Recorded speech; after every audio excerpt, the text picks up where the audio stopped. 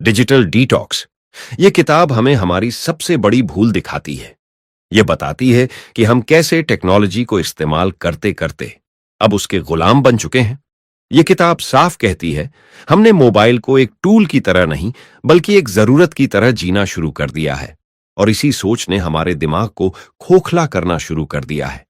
इस किताब की अहमियत इसलिए भी बढ़ जाती है क्योंकि आज स्क्रीन सिर्फ एंटरटेनमेंट का जरिया नहीं बल्कि स्ट्रेस, एंजाइटी और लोनलीनेस का सबसे बड़ा कारण बन चुकी है।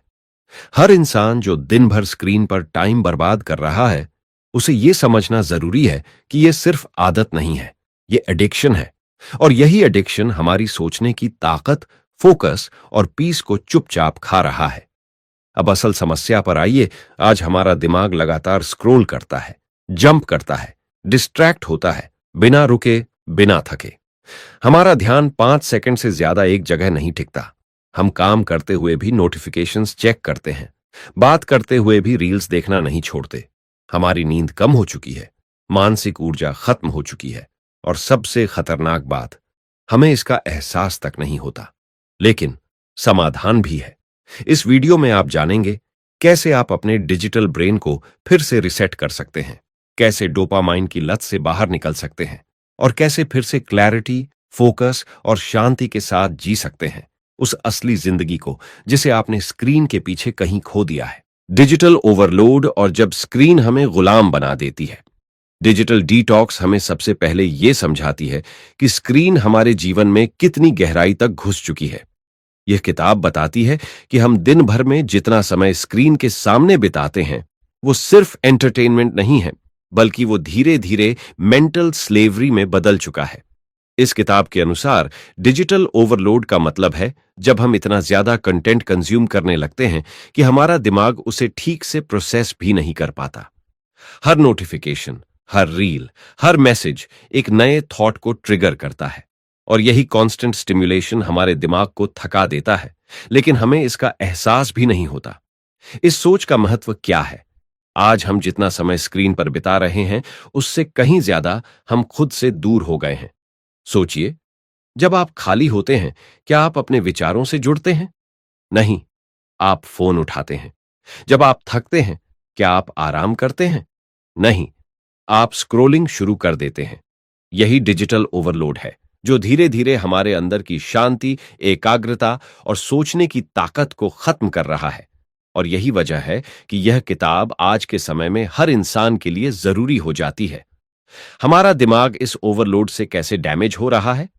जब हम हर थोड़ी देर में स्क्रीन चेक करते हैं, तो हमारा दिमाग किसी चीज पर लंबे समय तक ध्यान नहीं दे पाता। अटेंशन स्पैन घटता है, ब्रेन फोग बढ़ता है, और हम हर समय मेंटली टायर्ड महसूस करते हैं, चाहे हमने कोई फिजिकल काम किया हो या नहीं।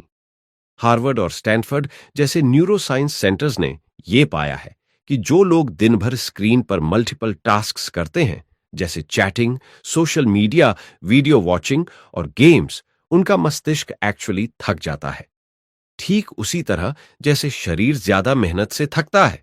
और ये एग्जॉस्शन डिप्रेशन, एंजाइटी और इंसोम्निया, नींद न आना जैसे इश्यूज को जन्म देता है। विनीत, एक 22 वर्षीय छात्र, दिन भर घर में रहता था और खुद को इंट्रोवर्ट मानता था। उसका रूटीन बहुत सिंपल था। सुबह उठते ही फोन, फिर यूट्यूब, इंस्टाग्राम, कुछ गेमिंग, दोपहर को थोड़ा कॉलेज का ऑनलाइन काम, फिर रील्स, फिर स्क्रोलिंग, और फिर रात तक मोबाइल यूज। वह खुद सोचता था कि वो कुछ भी हैवी नहीं कर रहा, बस नॉर्मल डिजिटल लाइफ जी रहा है। लेकिन धीरे धीरे उसमें बदलाव आने लगे। वो छोटी छोटी बातों में चिड़चिड़ा हो जाता, नींद डिस्टर्ब रहने लगी, किसी से बात करने का मन नहीं करता, और सबसे ज्यादा उसे हर समय बोरडम लगता। विनीत को नहीं पता था कि वो डिजिटल ओवरलोड का शिकार बन चुका है। उसका दिमाग इतना ज्यादा स्टिम्युलेटेड हो चुका था कि अब वो किसी एक टास्क पर ध्यान ही नहीं दे पाता था। अपने डिजिटल ब्रेन को कैसे हील करें? डिजिटल गुलामी से निकलने का पहला कदम है पॉज करना। स्क्रीन पॉज टेक्निक अपनाएं। दिन में हर 2 घंटे पर 10 मिनट का डिजिटल ब्रेक लें। इस दौरान सिर्फ आंखें बंद करें या बाहर चलें। कोई स्क्रीन नहीं। ये छोटा सा पॉज आपके दिमाग को रिसेट करने में मदद करता है। Notification diet. दिन भर में सिर्फ 2 बार ही नोटिफिकेशंस चेक करें, एक सुबह और एक शाम। बाकी समय नोटिफिकेशंस को साइलेंट रखें। इससे डोपामिन स्पाइक्स कम होंगे और दिमाग को स्टेबल महसूस होगा। Slow morning routine. सुबह उठते ही कम से कम 30 मिनट तक फोन को हाथ न लगाएं। इसकी जगह एक डायरी में कुछ लिखें, थोड़ा टहलें या कुछ डीप ब्रेथ्स लें। इन छोटे लेकिन पावरफुल स्टेप्स से आप डिजिटल ओवरलोड से धीरे धीरे बाहर आना शुरू कर सकते हैं। डिजिटल डिटॉक्स यही सिखाती है कि डिजिटल वर्ल्ड को छोड़ना नहीं है, बल्कि उस पर हमारा कंट्रोल वापस लेना है। यह किताब बार बार यही बताती है कि अगर हमने अपने दिमाग को समय पर आराम नहीं दिया तो हमारी क्रिएटिविटी, हमारी क्लैरिटी, सब कुछ धीरे धीरे फेड हो जाएगा। डिजिटल ओवरलोड कोई मजाक नहीं, ये एक साइलेंट एनिमी है जो आपकी एनर्जी खा रहा है और आपको पता भी नहीं चल रहा। डोपामीन का जाल और जब इंस्टेंट प्लेजर हमारी जिंदगी बर्बाद कर देता है। डिजिटल डिटॉक्स किताब की एक सबसे चौंकाने वाली बात यह है, हम सब आज किसी ना किसी डोपामीन ट्रैप में फंसे हुए हैं और हमें इसका पता तक नहीं। यह किताब बताती है कि स्क्रीन एडिक्शन सिर्फ टाइम वेस्ट नहीं है, यह हमारे दिमाग के रिवॉर्ड सिस्टम पर हमला है। हर बार जब हम इंस्टाग्राम पर कोई नई रील देखते हैं, कोई वीडियो स्क्रॉल करते हैं, कोई लाइक पाते हैं, तो हमारा दिमाग डोपामिन नाम का केमिकल रिलीज करता है। यह वही सब्सटेंस है जो हमें टेम्परेरी खुशी देता है और बार बार उसी चीज की चाहत बढ़ाता है। यही डोपामिन लूप है, यही ट्रैप है जो आज हम सबको अंदर से खोखला कर रहा है। इस सोच का महत्व क्या है? इस किताब की रेलेवेंस इसलिए भी ज्यादा है क्योंकि डोपामिन ट्रैप बहुत ही शांत और चुपचाप काम करता है। आपको लगता है आप बस एंजॉय कर रहे हैं, लेकिन असल में हर बार जब आप कोई रील स्क्रॉल करते हैं, आपका दिमाग उस रील से नहीं, डोपामाइन के डोज से एडिक्टेड होता जा रहा है। डिजिटल डिटॉक्स बताती है कि अगर डोपामाइन का बैलेंस बिगड़ गया तो आप उन चीजों में भी खुशी महसूस नहीं कर पाएंगे जो पहले आपको जेन्युइनली खुशी देती थी, जैसे किताब पढ़ना, लोगों से मिलना, कोई नया स्किल सीखना। आज के यूथ, क्रिएटर्स और यहां तक कि स्टूडेंट्स तक सबका फोकस टूट रहा है, मोटिवेशन गिर रहा है और रीजन सिर्फ एक, इंस्टेंट प्लेजर की आदत। हमारा दिमाग इस डोपामीन ट्रैप से कैसे डैमेज हो रहा है? डोपामीन एक रिवॉर्ड केमिकल है। यह तब रिलीज होता है जब हम कोई ऐसा काम करते हैं जो दिमाग को रिवॉर्ड देता है। प्रॉब्लम तब शुरू होती है जब हम इसे हर 5 सेकंड में ट्रिगर करते हैं, जैसे scrolling, swiping, gaming, binge watching. इससे दिमाग का बेसलाइन डोपामाइन लेवल गिरने लगता है और नॉर्मल चीजें हमें बोरिंग लगने लगती हैं। अब किताब पढ़ना, बैठकर सोचते रहना या किसी गोल पर काम करना बहुत भारी लगने लगता है क्योंकि वहां इंस्टेंट रिवॉर्ड नहीं मिलता। रिजल्ट? फोकस कमजोर, मोटिवेशन खत्म और हर समय डिस्ट्रैक्शन की क्रेविंग। न्यूरोसाइंस कहता है जब दिमाग को बार बार डोपामिन स्पाइक्स मिलते हैं तो वो अपनी नेचुरल सेंसिटिविटी खो देता है और यही बात हमारी पूरी जिंदगी की क्वालिटी को गिरा देती है। शिवांश 19 साल का स्टूडेंट था जो कॉम्पिटिटिव एग्जाम्स की तैयारी कर रहा था। शुरुआत में वो सुबह 2 घंटे पढ़ाई करता, फिर ब्रेक लेता, फिर अगले सेशन में डीप फोकस करता। फिर धीरे धीरे उसने रील्स देखना शुरू किया। सोचा था बस थोड़ी देर के लिए, लेकिन वो थोड़ी देर अब दिन का एक बड़ा हिस्सा बन चुकी थी। हर बार पढ़ाई के बीच ब्रेक लेते हुए वो रील्स देखता, कुछ फनी, कुछ शॉकिंग, कुछ मोटिवेशनल, और फिर बैक टू बैक। धीरे धीरे उसे किताबें बोरिंग लगने लगीं। वो सोचता, यार मन ही नहीं लग रहा, और फिर स्क्रोलिंग शुरू हो जाती। अब उसे पढ़ाई हैवी लगती थी क्योंकि दिमाग अब हर सेकंड डोपामिन मांग रहा था। शिवांश को नहीं पता था कि उसने अपने रिवॉर्ड सिस्टम को आर्टिफिशियली हाईजैक कर दिया था और अब उसका दिमाग रियल एफर्ट से रिवॉर्ड नहीं ले पा रहा था। इस डोपामिन ट्रैप से बाहर कैसे निकलें? इंस्टेंट प्लेजर को डिले करना ही रियल पावर है। डोपामिन फास्ट का अभ्यास करें। हफ्ते में 1 दिन या शुरू में 4 घंटे भी कोई फोन, स्क्रीन, यूट्यूब, रील्स नहीं, सिर्फ नेचर, डायरी राइटिंग या रियल टास्क्स पर फोकस करें। छोटी डोपामीन की जगह लंबे समय तक टिकने वाले रिवॉर्ड्स को अपनाएं। हर बार स्क्रोलिंग का मन करे, उसकी जगह डीप ब्रीथिंग या 10 मिनट पढ़ाई करें। शुरू में मन नहीं लगेगा, लेकिन कुछ दिन बाद दिमाग रीसेट होने लगेगा। Track your triggers. कौन से मोमेंट में आप स्क्रोलिंग शुरू करते हैं? बोर होने पर, एंजाइटी में, उसे नोट करें और अगले बार उस गैप को किसी हेल्थी हैबिट से भरें। डिजिटल डिटॉक्स यही सिखाती है कि डोपामीन को मारना नहीं है, बल्कि उसे सही जगह लगाना है। इस किताब का संदेश साफ है, डोपामाइन खुद बुरा नहीं है, लेकिन जब हम उसे सिर्फ डिजिटल वर्ल्ड से लेने लगते हैं तो हमारा दिमाग बैलेंस खो देता है। डिजिटल डिटॉक्स बार बार यही सिखाती है कि जो चीजें धीरे धीरे खुशी देती हैं, जैसे लर्निंग, क्रिएटिविटी, डिसिप्लिन, वहीं हमें लॉन्ग टर्म सेटिस्फैक्शन देती हैं। इंस्टेंट प्लेजर की लत आपको कभी भी अंदर से स्ट्रांग नहीं बना सकती, लेकिन सेल्फ कंट्रोल की ताकत आपकी पूरी जिंदगी बदल सकती है। सोशल कंपैरिजन और जब ऑनलाइन लाइफ हमारी सेल्फ वर्थ खत्म कर देती है।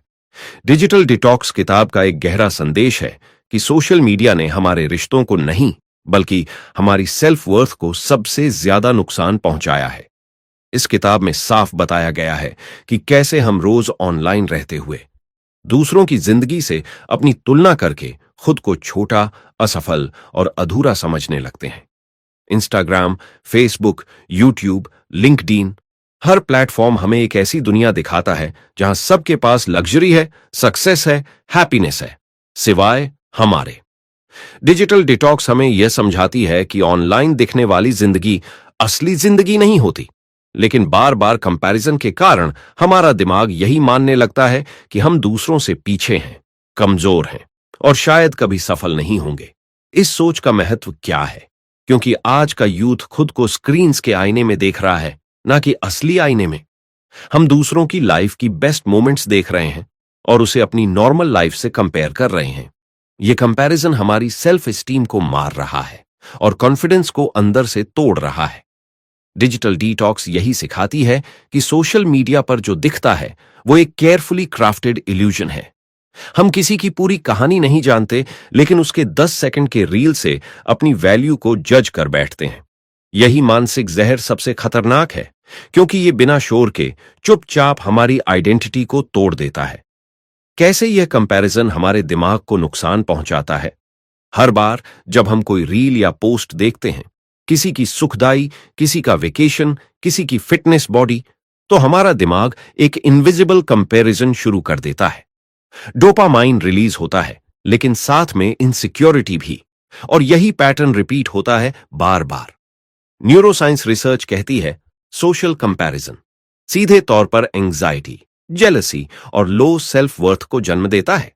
यह सिर्फ थॉट का खेल नहीं, यह एक ओएमओ बायोलॉजिकल रिस्पॉन्स है। जिन लोगों की स्क्रीन टाइम ज्यादा होती है, उनमें डिप्रेशन और सेल्फ हेट के चांसेस बहुत अधिक होते हैं, क्योंकि वे बार बार खुद को दूसरों की परफेक्ट इमेज से कंपेयर करते हैं। आरव 21 साल का फैशन डिजाइन स्टूडेंट था, बहुत पैशनेट, हार्ड वर्किंग, लेकिन एक दिन उसकी सोच धीरे धीरे बदलने लगी। वो सोशल मीडिया पर अपने फील्ड के दूसरे डिजाइनर्स की रील्स देखता, उनकी लग्जर लाइफस्टाइल, कोलैबोरेशन, इवेंट्स, और कंपेयर करने लगता, मैं अभी कहां हूं, मुझसे अच्छा तो वो है। धीरे धीरे उसने अपनी क्रिएटिविटी पर डाउट करना शुरू कर दिया। जो आइडियाज पहले उसे यूनिक लगते थे, अब बेकार लगने लगे। उसे लगने लगा कि वो पीछे छूट गया है और शायद कभी सक्सेस नहीं पा सकेगा। असल में आरव की मेहनत भी कम नहीं थी, लेकिन उसे अपनी जर्नी की वैल्यू दिखाई नहीं दे रही थी, क्योंकि उसने अपनी आंखें सिर्फ दूसरों की शाइनी जिंदगी पर टिका दी थीं। उसे नहीं पता था कि वो सोशल कंपैरिजन के जाल में फंस चुका है। सेल्फ वर्थ बचाने का तरीका क्या है? अपने आप को दूसरों से नहीं, अपने पुराने वर्जन से कंपेयर करें। Daily gratitude practice. हर रात सोने से पहले एक डायरी में 3 चीजें लिखें जिनके लिए आप थैंकफुल हैं, अपने बारे में, अपनी लाइफ के बारे में। इससे आपका ध्यान अंदर की रिचनेस पर जाएगा, बाहर की नहीं। कंटेंट फिल्टर करें। ऐसे लोगों को अनफॉलो करें जिनकी पोस्ट देखकर आपको खुद से नफरत होने लगे। सिर्फ उन्हीं पेजेस को फॉलो करें जो इंस्पिरेशन और पॉजिटिविटी देते हैं, कंपैरिजन नहीं। Compare your growth. 6 महीने पहले के खुद को याद करें। क्या आज आप थोड़ा भी बेटर हैं? अगर हां, तो आप जीत रहे हैं। डिजिटल डिटॉक्स यही सिखाती है कि सेल्फ वर्थ बाहर से नहीं आती, वो अंदर से बनती है, अपने संघर्ष, कंसिस्टेंसी और आत्मसम्मान से। इस किताब का स्पष्ट संदेश है, दूसरों की जिंदगी को देखने से पहले अपनी जिंदगी को महसूस करना सीखो। अगर हम हर समय ऑनलाइन दूसरों को देखते रहेंगे तो हम खुद को कभी पूरी तरह देख ही नहीं पाएंगे। सोशल कंपैरिजन हमें वो नहीं बनाता जो हम बनना चाहते हैं, बल्कि हमें खुद से दूर करता चला जाता है। डिजिटल डिटॉक्स यही समझाने आई है कि कंपैरिजन छोड़िए और कनेक्शन शुरू कीजिए खुद से। डिजिटल बर्नआउट और जब ज्यादा स्क्रीन प्रोडक्टिविटी को खत्म कर देती है। डिजिटल डिटॉक्स किताब हमें एक ऐसा सच दिखाती है जिसे हम महसूस तो करते हैं पर मानना नहीं चाहते। यह किताब बताती है कि स्क्रीन हमारे काम का हिस्सा बन चुकी है, लेकिन जब यही स्क्रीन हर वक्त एक्टिव रहती है तो वह काम के दुश्मन में बदल जाती है। डिजिटल डिटॉक्स में इसे कहते हैं बर्नआउट थ्रू ओवर स्टिमुलेशन। जब दिमाग को इतना ज्यादा इनपुट मिलता है कि वो आउटपुट देना बंद कर देता है। जब हम हर वक्त ऑनलाइन होते हैं तो हम फिजिकली काम कर रहे होते हैं, लेकिन दिमाग अंदर से थका हुआ होता है और यह थकावट हमारी क्रिएटिविटी, फोकस और डिसिप्लिन सब कुछ खत्म कर देती है। इस सोच का महत्व क्या है? क्योंकि आज का हर युवा खुद को बिजी समझता है, लेकिन असल में वो बिजी नहीं, डिजिटली एग्जॉस्टेड है। आपने गौर किया होगा, कई बार हम दिन भर कुछ ना कुछ करते रहते हैं, लेकिन फिर भी दिन के अंत में लगता है कि आज कुछ खास नहीं किया। ऐसा क्यों? क्योंकि दिमाग ने दिन भर कॉन्टेक्स्ट स्विचिटाई किया। एक बार व्हाट्सएप, फिर यूट्यूब, फिर थोड़ा सा काम, फिर इंस्टाग्राम, फिर म्यूजिक, फिर रील्स। डिजिटल डिटॉक्स बताती है कि ऐसा मल्टीटास्किंग वाला दिन सबसे खतरनाक होता है, क्योंकि ये प्रोडक्टिविटी का इल्यूजन देता है और बर्नआउट की हकीकत छोड़ जाता है। डिजिटल बर्नआउट से दिमाग को हो रहा नुकसान, जब हम बार बार स्क्रीन से इंटरैक्ट करते हैं तो दिमाग की एनर्जी स्प्लिट होती है। हर बार एक नया ऐप खोलने पर नया मेंटल कंटेक्स्ट एक्टिवेट होता है और यही बार बार की जंपिंग दिमाग को डीप वर्क से डिस्कनेक्ट कर देती है। हार्वर्ड रिसर्च के अनुसार जब कोई व्यक्ति लगातार कंटेक्स्ट स्विच करता है तो उसकी ओवरऑल प्रोडक्टिविटी 40% तक गिर जाती है और स्ट्रेस हार्मोन्स बढ़ जाते हैं। सिम्टम्स होते हैं बिना कारण थकान महसूस होना, किसी काम में मन न लगना, काम शुरू करने से पहले ही बोझ महसूस होना और सबसे कॉमन मेंटल फॉग यानी दिमाग का भारी लगना। ये सब बर्नआउट के साइंस हैं और इसकी जड़ है स्क्रीन ओवरलोड। अद्विक एक 26 वर्षीय फ्रीलांसर ग्राफिक डिजाइनर था। घर से काम करता था, लैपटॉप, फोन, टेबलेट हर समय पास में रहते। सुबह उठते ही क्लाइंट मैसेज चेक करना, फिर रील्स पर थोड़ा स्क्रॉल करना, फिर थोड़ा डिजाइन, फिर यूट्यूब पर कुछ देखना, फिर क्लाइंट कॉल। उसे लगता था कि वो पूरे दिन बहुत काम कर रहा है, लेकिन प्रोजेक्ट्स डिले हो रहे थे। क्रिएटिविटी कम हो गई थी और हर दिन खत्म होता था एक ही थॉट से, यार आज भी कुछ खास नहीं कर पाया। असल में अद्विक का दिमाग ओवर स्टिम्युलेटेड हो चुका था। वो काम कर रहा था, लेकिन उसका दिमाग हर घंटे डिजिटल फैटिग झेल रहा था और उसे ये बर्नआउट नजर नहीं आ रहा था। बर्नआउट से बाहर कैसे निकले? गति नहीं, गहराई जरूरी है। टाइम ब्लॉकिंग टेक्निक अपनाएं। दिन में 3 से 4 घंटे डीप वर्क ब्लॉक्स रखें, जिसमें कोई नोटिफिकेशन, कोई डिस्ट्रैक्शन ना हो। इस दौरान सिर्फ एक काम और पूरा फोकस। स्क्रीन फ्री गैप्स बनाएं। हर 90 मिनट के बाद 10 से 15 मिनट पूरी तरह बिना स्क्रीन के बिताएं। खिड़की के पास बैठें, आंखें बंद करें, थोड़ा चलें। इससे दिमाग रिचार्ज होता है। डिजिटल वर्क लॉग रखें। एक नोटबुक में दिन भर किस स्क्रीन पर कितना समय दिया, ये नोट करें।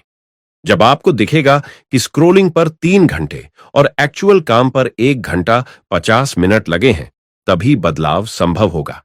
बर्नआउट को दूर करने का सबसे पहला कदम है शांत बैठना और खुद से ईमानदारी से पूछना कि हम सच में क्या कर रहे हैं।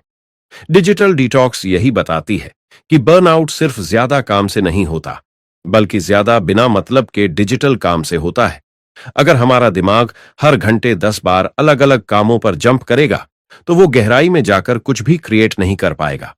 यह किताब सिखाती है कि रियल प्रोडक्टिविटी का मतलब है कम काम, लेकिन पूरी क्लैरिटी और फोकस से किया हुआ काम। बर्नआउट से लड़ने के लिए जरूरी है कि हम डिस्ट्रैक्शन से दूरी बनाना सीखें, ताकि दिमाग फिर से चैनल हो सके, रिचार्ज हो सके और क्रिएट कर सके। स्लीप डिस्ट्रक्शन और कैसे स्क्रीन हमारी गहरी नींद छीन लेती है। डिजिटल डिटॉक्स किताब एक बहुत खतरनाक लेकिन इग्नोर्ड टॉपिक को उजागर करती है, स्क्रीन से जुड़ी नींद की तबाही। यह किताब हमें यह समझाती है कि हम चाहे दिन भर कितना भी मेहनत करें, अगर हमारी नींद डिस्टर्ब है तो हमारा दिमाग कभी क्लियर, काल्म और क्रिएटिव नहीं बन सकता।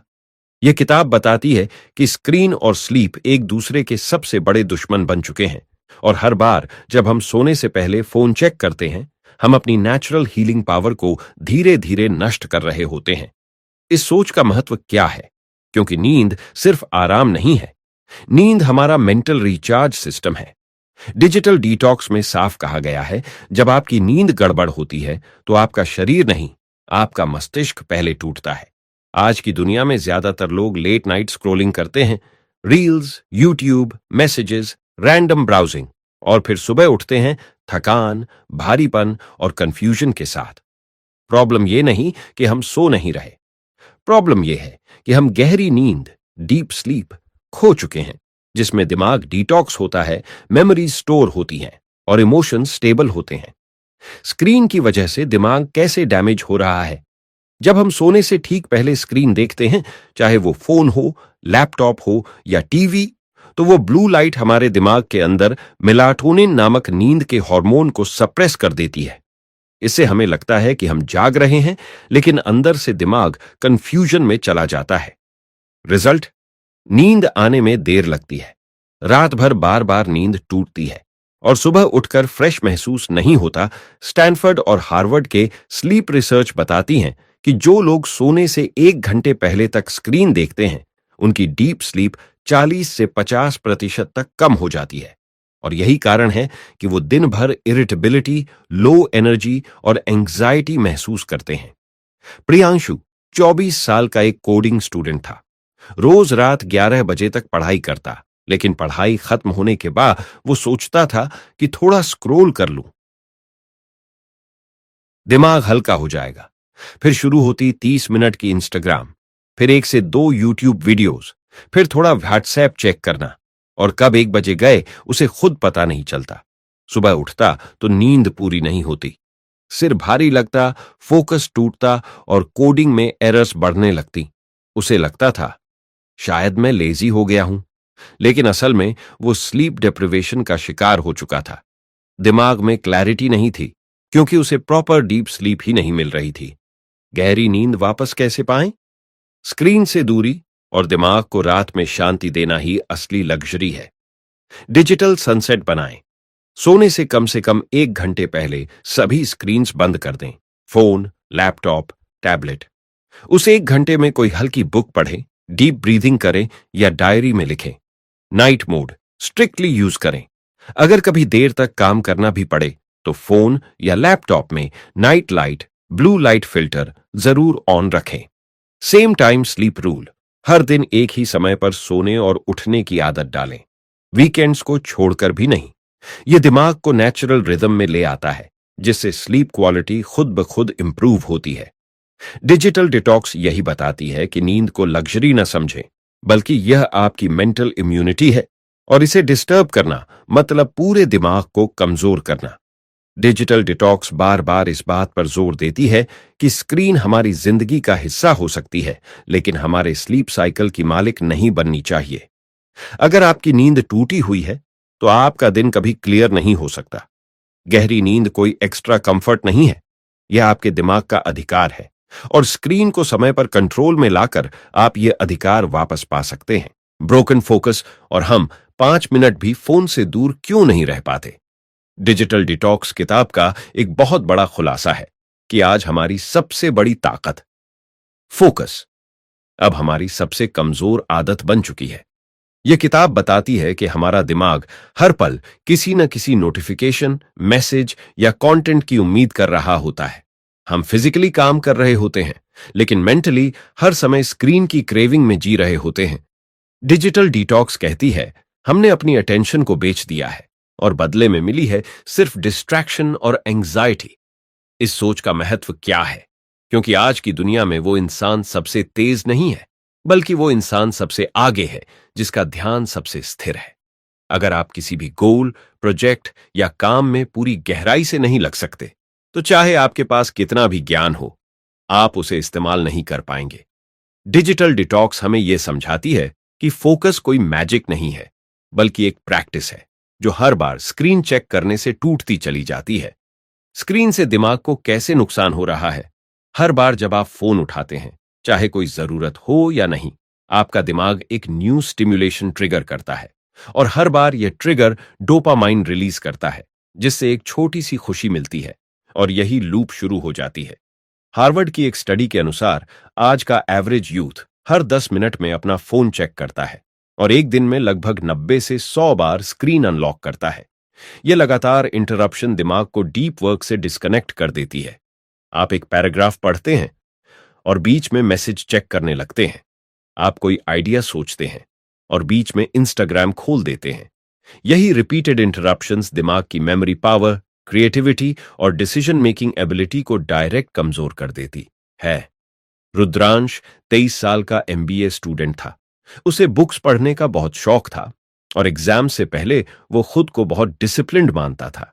लेकिन पिछले 1 साल में उसने नोटिस किया कि अब वो 10 मिनट से ज्यादा बिना फोन देखे नहीं बैठ पाता। पढ़ते हुए एक वर्ड पर अटकता और तुरंत फोन खोलकर व्हाट्सएप चेक करने लगता। कई बार फोन बज भी नहीं करता, लेकिन वो फिर भी चेक करता बिना वजह।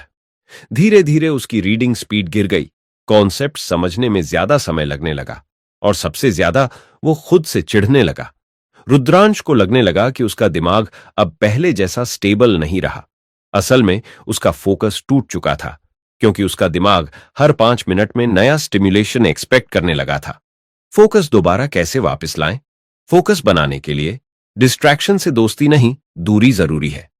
फोन फ्री वर्क टाइम तय करें। दिन में कम से कम 1 घंटा ऐसा रखें जब आपका फोन दूसरे कमरे में रखा हो, ताकि दिमाग को ब्रेक फ्री अटेंशन की आदत पड़े। पोमोडोरो टेक्निक अपनाएं। 25 मिनट तक प्योर फोकस वर्क, फिर 5 मिनट का ब्रेक। इससे दिमाग डीप वर्क का अभ्यास करना सीखता है। Single tasking culture. एक समय पर एक ही काम, चाहे वो पढ़ना हो, सोचना हो या काम करना हो। मल्टीटास्किंग से फोकस हमेशा टूटता है। मिनिमल होम स्क्रीन रखें। अपने फोन की होम स्क्रीन पर सिर्फ 2 ऐप्स रखें, बाकियों को फोल्डर्स में छिपा दें। इससे बार बार स्क्रोलिंग की आदत कम होती है। डिजिटल डिटॉक्स यही कहती है कि फोकस कोई गिफ्ट नहीं है, ये एक स्किल है, और उसे बचाने के लिए बाउंड्रीज जरूरी हैं। इस किताब का मुख्य संदेश है, अगर आपने अपना फोकस खो दिया तो आपने अपना सबसे कीमती हथियार खो दिया। स्क्रीन आपको इंफॉर्मेशन दे सकती है, लेकिन विजडम और क्लैरिटी तभी आती है जब आप एक जगह टिक कर सोच सकें। डिजिटल डिटॉक्स यही सिखाती है कि 5 मिनट फोन से दूर न रह पाना कोई मजाक नहीं। ये एक वार्निंग है कि दिमाग अब आपके कंट्रोल में नहीं रहा, लेकिन अगर आप चाहें तो फिर से कंट्रोल ले सकते हैं, एक बार में एक इंटरप्शन कम करके। द हीलिंग ब्रेन, और कैसे डिजिटल दुनिया से टूटे हुए दिमाग को दोबारा ठीक करें। डिजिटल डिटॉक्स किताब के अनुसार हमारा दिमाग कोई मशीन नहीं है। यह एक जीवित और अडेप्टेबल सिस्टम है जो टूट सकता है, लेकिन सही कंडीशंस में फिर से हील भी कर सकता है। यह किताब हमें यह सिखाती है कि भले ही हमने सालों तक डिजिटल वर्ल्ड में उलझकर अपने ब्रेन को डैमेज किया हो, लेकिन अगर हम सच में चाहें तो हम अपने माइंड को दोबारा शार्प, काल्म और क्रिएटिव बना सकते हैं। किताब कहती है हीलिंग पॉसिबल है, लेकिन उसके लिए पहले हमें रुकना सीखना होगा। इस सोच का महत्व क्या है? क्योंकि आज बहुत से लोग बिलीव कर चुके हैं कि अब कुछ नहीं हो सकता, दिमाग खराब हो गया है। लेकिन यह किताब इन्हें एक नई उम्मीद देती है कि हमारा दिमाग न्यूरोप्लास्टिक होता है, यानी वो खुद को दोबारा शेप कर सकता है, फिर से सीख सकता है, फिर से बैलेंस पा सकता है, अगर हम उसे सही फ्यूल और सही स्पेस दें। डिजिटल दुनिया ने हमें जो डैमेज दिया वो परमानेंट नहीं है, लेकिन उसके लिए हमें डिजिटल विथड्रॉवल नहीं, डिजिटल हीलिंग करनी होगी। कैसे डिजिटल वर्ल्ड ने हमारा दिमाग बिगाड़ा है? हर समय डोपामाइन स्पाइक से दिमाग हाइपर स्टिमुलेटेड हो चुका है। हर मिनट कॉन्टेक्स्ट स्विच करके अटेंशन स्पैन खत्म हो चुका है। नींद डिस्टर्ब हो चुकी है, जिससे इमोशनल रेगुलेशन बिगड़ चुका है। कंपैरिजन और ओवर थिंकिंग से सेल्फ वर्थ और क्लैरिटी गायब हो चुकी है। और सबसे ज्यादा, दिमाग अब शांत नहीं बैठ पाता।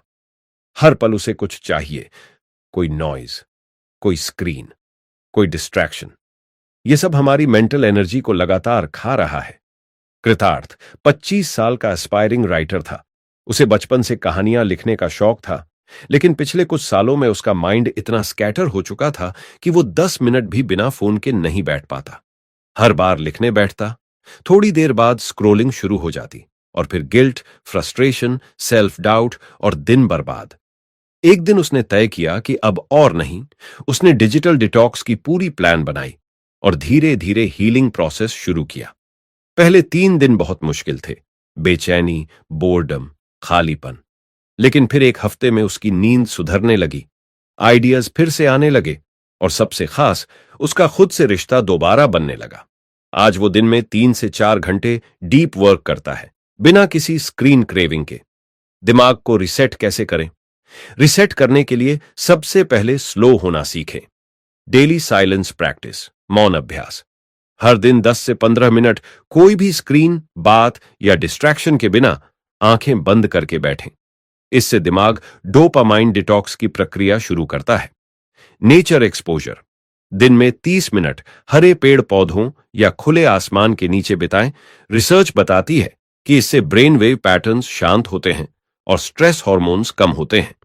क्रिएट समथिंग डेली, कुछ भी बनाएं, लिखें, स्केच करें, कुछ क्राफ्ट करें। इससे दिमाग कंजम्पशन से हटकर क्रिएशन मोड में जाता है। 1 डिवाइस फास्टिंग डे, हफ्ते में एक दिन फोन पूरी तरह बंद रखें, सिर्फ जरूरी कॉल्स छोड़कर। उस दिन दिमाग नेचुरली बोर्डम से क्रिएटिविटी की ओर मुड़ता है। एनालॉग मॉर्निंग्स, सुबह उठते ही कम से कम 1 घंटा बिना किसी स्क्रीन के बिताएं। इसका असर पूरे दिन की क्लैरिटी पर पड़ता है। डिजिटल डिटॉक्स हमें बताती है कि हीलिंग कोई मिरेकल नहीं है, यह एक डेली डिसिप्लिन है जो हमें धीरे धीरे फिर से स्टेबल, पीसफुल और पर्पसफुल बनाता है। डिजिटल डिटॉक्स यह नहीं कहती कि टेक्नोलॉजी गलत है, यह कहती है कि अगर आप टेक्नोलॉजी को कंट्रोल नहीं करेंगे तो वो आपको कंट्रोल कर लेगी। किताब का सबसे बड़ा संदेश है, दिमाग को बचाने का एक ही रास्ता है, उसे नॉइज से निकालकर साइलेंस देना। जब आप अपने दिमाग को फिर से शांत रहने की अनुमति देते हैं, तभी वो आपकी क्रिएटिविटी, मेमोरी और इंट्यूइशन को एक्टिवेट करता है।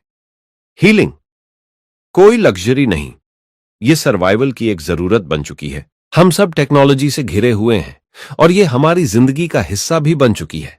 लेकिन इस किताब ने हमें एक बहुत बड़ा सच बताया कि स्क्रीन की दुनिया ने हमें थोड़ा थोड़ा करके तोड़ा है।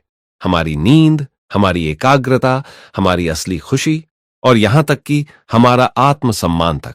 अब हर 5 मिनट में फोन उठाना, दूसरों से अपनी तुलना करना, बिना वजह थका हुआ महसूस करना, ये सब नॉर्मल लगने लगा है, जबकि ये सब हमारे अंदर एक बड़ी मानसिक बीमारी का संकेत है। किताब यही सिखाती है कि असली आजादी तब है जब आप अपने दिमाग के मालिक बने, न कि किसी एल्गोरिदम के। अगर हम सच में फिर से क्लैरिटी, शांति और कंट्रोल पाना चाहते हैं, तो जरूरी है कि हम स्क्रीन से थोड़ी दूरी बनाएं और खुद से दोबारा जुड़ना सीखें। छोटे छोटे बदलावों से शुरुआत कीजिए, जैसे नींद से पहले फोन बंद करना, दिन में थोड़ा मौन अपनाना, 1 घंटा बिना स्क्रीन के बिताना। धीरे धीरे आप देखेंगे आपका दिमाग फिर से सांस लेने लगा है, आपका मन शांत होने लगा है और आपकी जिंदगी वापस आपके कंट्रोल में आ रही है। अगर ये वीडियो आपको पसंद आया हो और आप ऐसे ही और वीडियो चाहते हैं जो आपकी सोच को बदलें और जिंदगी में सच्चा बदलाव लाएं, तो इस चैनल को जरूर सब्सक्राइब करें। आपका साथ ही इस बदलाव की शुरुआत है।